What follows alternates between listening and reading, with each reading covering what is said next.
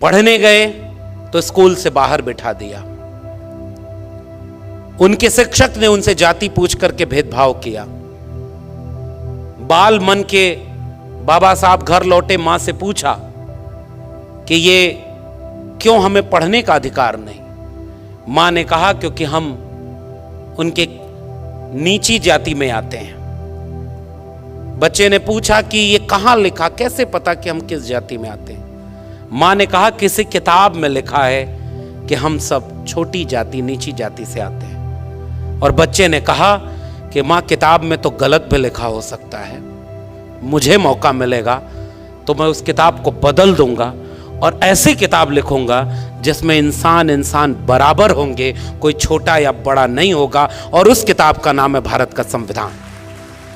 इसलिए हम अपने पुरखे को याद करते हैं, इसलिए हम उन्हें याद करते हैं कि जिसे पढ़ने से बाहर बिठाया उसने 32 डिग्रियां हासिल कर ली, विदेश में पढ़ाई की, 4-4 पीएचडी की डिग्री। अभी हमारे संबोधन में, हमारे परिचय में आदरणीय जो बोल रहे थे कि मेरे नाम के आगे डॉक्टर पहले लगा हुआ है, तो जब मेरे नाम के पहले डॉक्टर लगा सर, तो गांव में गया तो लोग अपना सर दर्द का इलाज की दवा पूछने लगे थे। तो हमने कहा देखो भाई, इस शारीरिक बीमारी के इलाज की दवा का डॉक्टर तो दूसरा है, हम तो समाज की बीमारी की इलाज की दवा करने के लिए काम कर रहे हैं। इसलिए हम डॉक्टर इन फिलॉसफी हैं, हम समाज के बीमारी को ठीक करने की कोशिश करते हैं। इसलिए हमारा प्रोफेशन भी शिक्षक का है। इसलिए मैं कोट करना चाहता हूं, हमारे पुरखे को पढ़ने का मौका नहीं दिया, फिर भी उसने कलम नहीं छोड़ी। 32 डिग्रियां, 4-4 पीएचडी की डिग्री, और एक भी डिग्री फेक डिग्री नहीं थी। इशारे में समझ जाइए, सारी डिग्री ओरिजिनल थी। ये नहीं था कि कोई डिग्री मांगी तो ओरिजिनल डिग्रियां। हुनर और काबिलियत ऐसी कि उन्होंने अपने हुनर और काबिलियत से, जब भारत का संविधान बनने की प्रक्रिया शुरू हुई और चुना जा रहा था, तो बहुत सारे लोग ये बात समझते हैं कि एहसान कर दिया किसी ने बाबा साहब डॉक्टर भीमराव अंबेडकर को संविधान की प्रारूप समिति का अध्यक्ष बनाकर। मगर हकीकत यह है कि उस वक्त पूरे मुल्क में उनसे ज्यादा काबिल और हुनरमंद दूसरा कोई था ही नहीं जो संविधान सभा की प्रारूप समिति का अध्यक्ष बनाया जा सके। उतने पढ़े लिखे, उतने हुनरमंद थे। मैं गया हूं उस जगह, गुजरात के सयाजी बाग बड़ोदरा में, पुराने लोग जानते होंगे। बाबा साहब लौट कर आए तो नौकरी करने गए, और नौकरी भी ऑफिसर रैंक के थे, पढ़कर आए थे। अपनी काबिलियत से वो नौकरी जिसका वादा था वो करने गए, चपरासी फाइल फेंक कर दिया करता था, पीने का पानी अलग, और अपमान इतना, जलालत इतनी, रहने का घर नहीं दिया जाति देखकर। और जब इतना सब कुछ हुआ, एक जब बहुत ज्यादा ये अत्याचार बढ़ा, बाबा साहब टूट गए, वापस लौटने के लिए ट्रेन पकड़ने आए, तो वो आज भी वो जगह है संकल्प भूमि, जहां बैठकर वो रोए थे। मैं गया हूं उस जगह पर।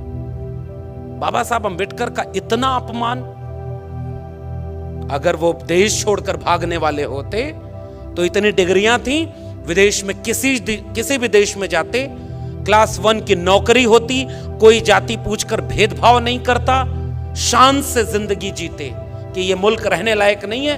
इतना पढ़ लिख कर आए तब भी ये जातिवाद करते हैं, वो देश छोड़कर चले गए होते। मगर हमारे पुरखों का इतिहास ये है, वो भागने वाले नहीं, वो बदलने वाले थे। वहां उन्होंने संकल्प लिया कि मैं इतना पढ़ के लौटा हूं तो मेरे साथ इतना भेदभाव, मेरे समाज के साथ कितना भेदभाव होगा। वहीं संकल्प लिया कि अब इस मुल्क में रहकर, इस मुल्क की बेहतरी के लिए तब तक चैन से नहीं बैठूंगा जब तक अपने समाज को इस अपमान से मुक्त करने का बीड़ा न उठा लूं। इसलिए उस जगह को संकल्प भूमि के रूप में याद किया जाता है, और उस संकल्प को मैं याद करना चाहता हूं। और उस संकल्प की परिणति थी जो संविधान तक की यात्रा पहुंची। आजाद हुआ भारत तो इस देश में, इसकी आवाज थोड़ी ठीक करा दीजिए, अचानक बढ़ गई। तो जब देश आजाद हुआ तो कोशिश ये की गई कि बाबा साहब को गायब कर दिया जाए। ये हकीकत है इस देश की। बाबा साहब का पूरा लिखा हुआ कब प्रकाशित हुआ? 1980 के आसपास। जिसका आजादी में पूरा योगदान भी न हो, जिसके दिल में धर्म ज्यादा बड़ा अहमियत रखता हो, जिन लोगों ने इस देश में यह लिखा है, महाराष्ट्र के लोगों आपकी भाषा में, आप ही के बीच के लोग थे, जिन लोगों ने यह लिखा कि ये कुंभी किसान तेली कुम्हार संसद में बैठकर क्या करेंगे, उन लोगों को तो इस देश में पढ़ाया गया कि वो आजादी की लड़ाई के दीवाने थे, वो राष्ट्रभक्त थे। जिनके दिल में धर्म ज्यादा बड़ा था वो भी देशभक्त पढ़ाए गए, और जिन्होंने इस मुल्क की कुर्बानी के लिए क्या क्या नहीं सहा, उनकी किताबें नहीं छपी गई। बाबा साहब को भारत रत्न कब मिला? 1990 में आकर मिला। संयुक्त मोर्चा की सरकार, विश्वनाथ प्रताप सिंह की सरकार, मानवर कांशीराम का आंदोलन और उस सब की प्रेरित में बाबा साहब को भारत रत्न देने में इस देश की आजादी के 40 साल गुजर गए, मगर उन्हें पता ही नहीं था। आपके भारत रत्न के मोहताज नहीं थे डॉक्टर अंबेडकर।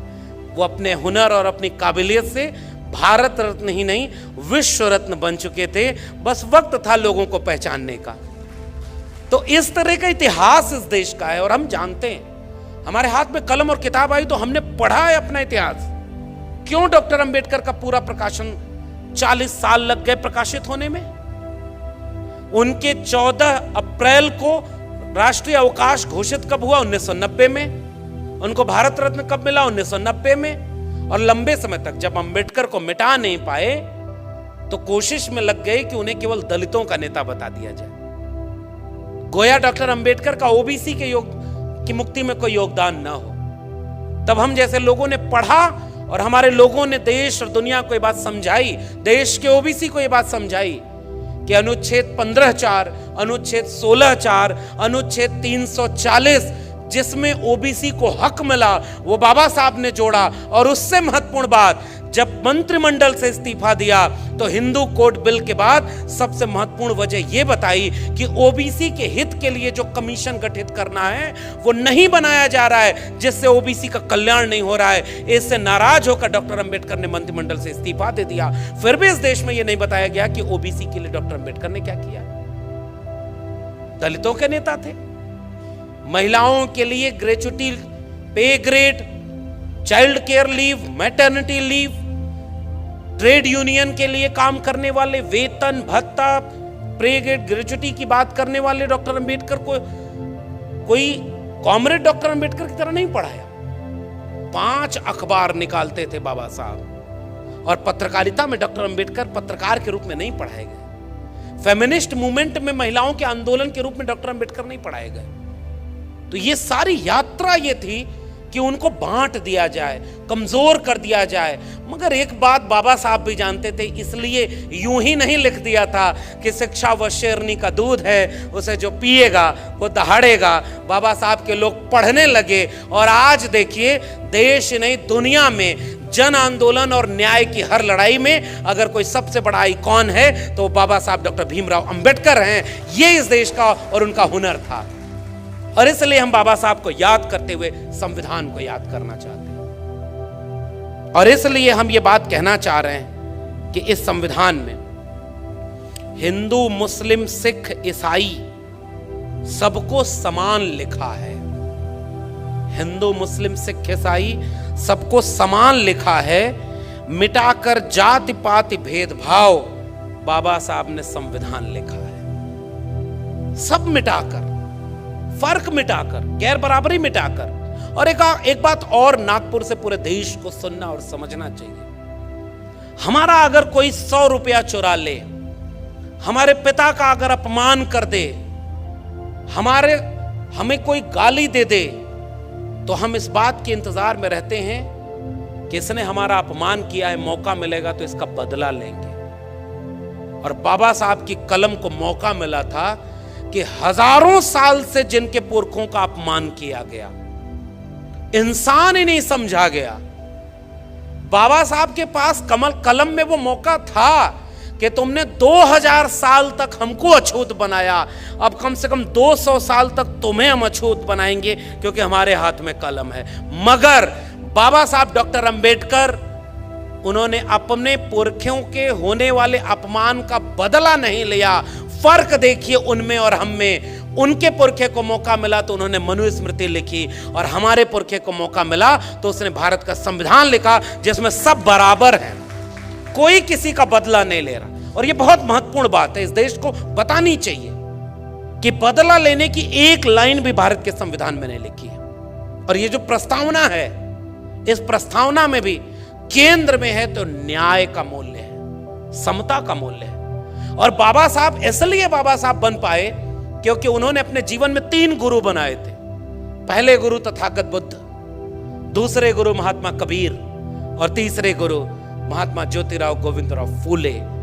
और मैं आज कभी खड़ा होता हूं आज के वक्त में, तो मुझे लगता है कई बार सबको याद करने की बजाय अगर हम अंबेडकर को अपना गुरु बना लें तो हम अपने आप उस पूरी विरासत से जुड़ जाएंगे जिससे डॉक्टर अंबेडकर जुड़े हुए थे। इसलिए हमारा भी कोई राजनीतिक सामाजिक गुरु है तो बाबा साहब डॉक्टर भीमराव अंबेडकर जैसे हैं। तथागत बुद्ध को से मिले नहीं थे डॉक्टर अंबेडकर।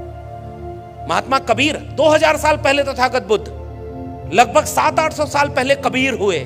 मोको कहां ढूंढे रे बंदे, मैं तो तेरे पास में। ना मैं मंदिर, ना मैं मस्जिद, ना काबे कैलाश में, ना मैं जप में, ना मैं तप में, ना मैं व्रत उपवास में। खोजी हुए तो तुरते मिले हो पल भर की तलाश में। कहें कबीर सुनो भाई साधो, मैं तो हूं विश्वास में। उस पुरखे को मिले नहीं थे बाबा साहब, लेकिन उन्हें अपना गुरु बनाया था। और इवन महात्मा फूले से भी नहीं मिल पाए बाबा साहब डॉक्टर अंबेडकर। 1891 और उसके पहले तारीख आ गई 1888।